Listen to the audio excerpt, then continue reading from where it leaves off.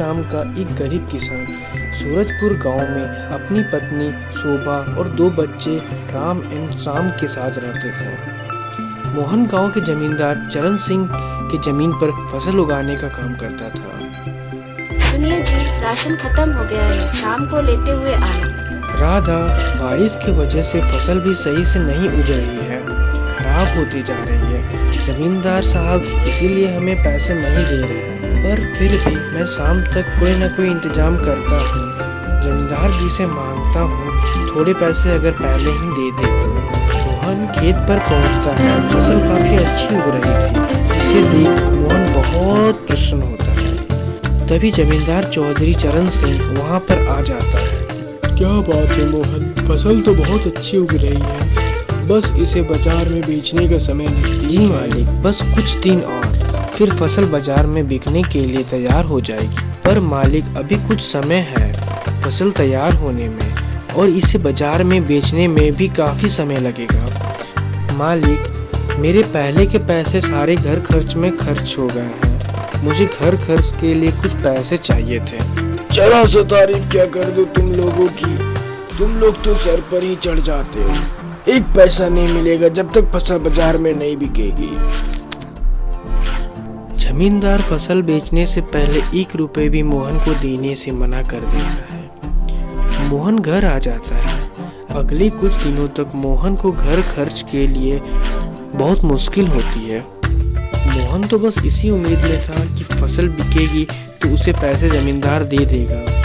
पर मानसून की शुरुआत में मूसलाधार बारिश पूरे सूरजपुर गांव पर आ गया। लगातार 1 हफ्ते तक बारिश नहीं रुकी, जिस कारण जमींदार के फसल खराब हो गए।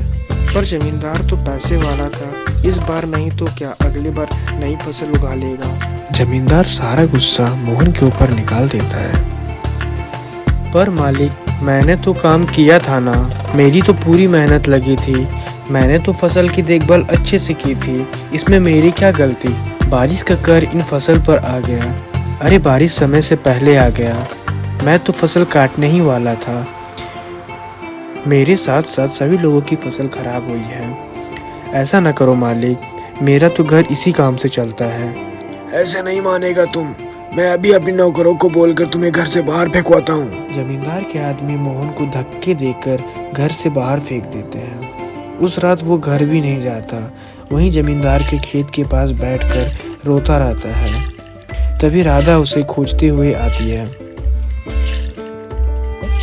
सुनो जी, कब तक यहाँ बैठे रहोगे? बारिश बहुत तेज है, बीमार पड़ जाओगे। घर चलो, बच्चे भी घर पर अकेले हैं, मैं सुबह से आपका इंतजार कर रही हूँ।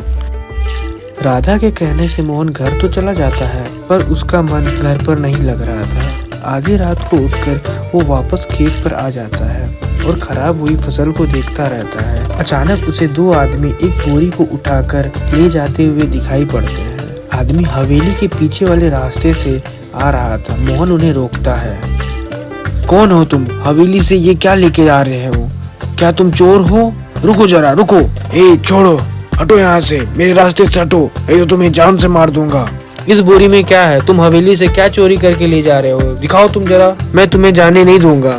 मोहन उन लोगों के साथ छीना झपटी करने लगा। तभी हवेली में से चौधरी चरण सिंह की बहू चिल्लाते हुए बाहर आई। कहाँ गया मेरा बच्चा? मेरा बच्चा कहाँ गया? क्या बच्चा कमरे में नहीं? सब कोई शोर सुनकर हवेली से बाहर आ जाता है। तभी घायल हाल में मोहन वहाँ पे खड़ा था। एक चोर भाग गया था, एक चोर वहीं पे गिरा था।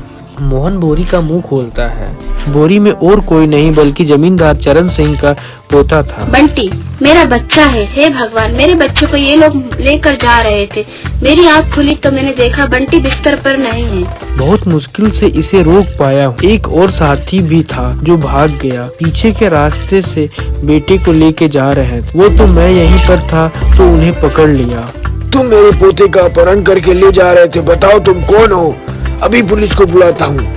हमने सुना था तुम्हारे पास बहुत पैसा है, हम गांव में चोरी करने के लिए आए थे, तो सबसे ज्यादा अमीर तुम ही हो, इसलिए हमने तुम्हारे पोते को उठा लिया ताकि हम इसके अपहरण करके इसके बदले में पैसे ले सकें।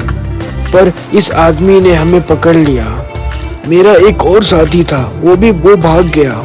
चौधरी चरण सिंह के सामने अब सारी सच्चाई आ जाती है। उसे अपने ऊपर बहुत पछतावा होता है कि वो एक गरीब किसान का पैसा मार रहा था और आज उसी ने उसके घर के चिराग को बचाया था। चौधरी के बेटे बहू मोहन को धन्यवाद करते हैं। चौधरी चरण सिंह मोहन से माफ़ी मांगता है और उसे उसके मेहनत के पैसे उसे दे देता है। मोहन को अपने पैसे मिल जाते हैं और वो खुशी खुशी घर लौट जाता है।